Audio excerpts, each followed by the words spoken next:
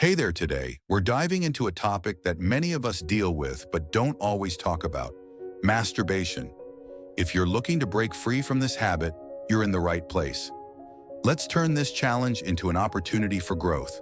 Ready? Let's jump in. First up, let's get real. Acknowledging the habit is key. Masturbation is a normal part of life, but if it's interfering with your goals or happiness, it's time to take action. Ask yourself, how is this affecting my life? Trust me, honesty is your best friend here. Next, let's uncover those sneaky triggers. Is it boredom, stress, or maybe too much screen time? Grab a journal and jot down when those urges hit. Awareness is the first step to change. The more you know, the more power you have. Now here comes the fun part. Replace those urges with exciting activities. Whether it's hitting the gym, trying a new hobby, or exploring the great outdoors, find what lights you up.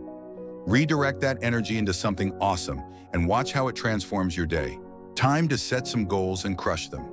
How about limiting the frequency or scheduling specific times to avoid the habit? Small, achievable goals can lead to monumental change. You've got this.